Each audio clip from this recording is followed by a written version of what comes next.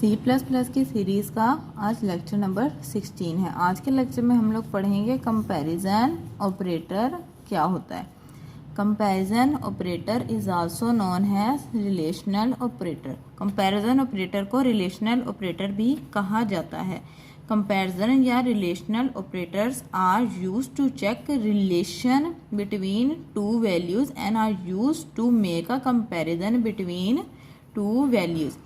Comparison operator जिसे relational operator भी कहा जाता है इसलिए यूज़ किए जाते हैं ताकि हम दो जो वैल्यूज़ हैं, कोई भी दो वैल्यूज़ के दरमियान जो रिलेशन एग्जिस्ट करती है, ठीक है, उन्हें चेक कर सकें, या फिर हम दो जो वैल्यूज़ है, कोई भी दो वैल्यूज़ उनके दरमियान कंपैरिजन कर सकें। Like arithmetic operators, comparison operators are also use with two operands. जैसे कि हमने पढ़ा था लास्ट लेक्चर में कि अर्थमेटिक ऑपरेटर्स जो है सिर्फ दो ऑपरेंड्स के साथ काम करते हैं। ये कोई भी नाम हो सकता है इन दो ऑपरेंड्स का, लेकिन ये वर्क सिर्फ दो ऑपरेंड्स के साथ करते हैं, ठीक है। इसी तरीके से जो है कंपैरिजन ऑपरेटर ये भी सिर्फ और सिर्फ दो ऑपरेंड्स के साथ काम करते हैं। फॉलोइंग आर दी कंपैरिजन या रिलेशनल ऑपरेटर्स।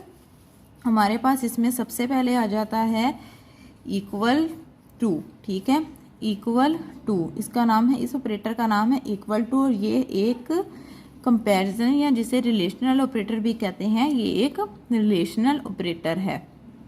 उसके बाद आ जाता है नॉट इक्वल टू, ये ग्रेटर देन, ये less than, greater than, equal to और less than and equal to. इसकी एग्जाम्पल देख लेते हैं रिलेशनल ऑपरेटर की। हमने दो वेरिएबल ले लिए, दोनों की डाटा टाइप रखी इंट, ठीक है।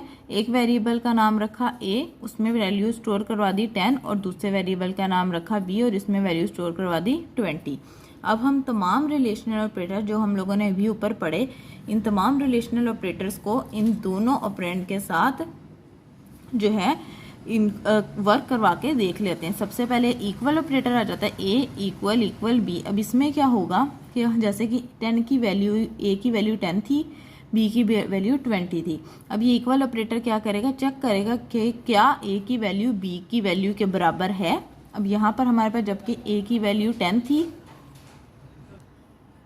इसमें जबकि हमारे पास a की वैल्यू 10 और b की वैल्यू 20 थी, तो क्या है हमारे पास इक्वल ऑपरेटर क्या करता है कि चेक करता है कि क्या दोनों की वैल्यूज, दोनों ऑपरेंड्स की वैल्यू सेम है, तो सेम नहीं है, तो यहाँ पर आ जाएगा फॉल्स। नेक्स्ट आ जाता है नॉट इक्वल ऑपरेटर। ये एक ऑपरेंड, ये एक ऑपरेंड, इसके दरमियान आ रहा है नॉट इक्वल ऑपरेटर। अब हम इनको अप्लाई करके देख लेते हैं। 10 नॉट इक्वल ऑपरेटर 20, क्या 10 20 के बराबर नहीं है, तो 10 20 के बराबर नहीं है, यहाँ आ जाएगा ट्रू।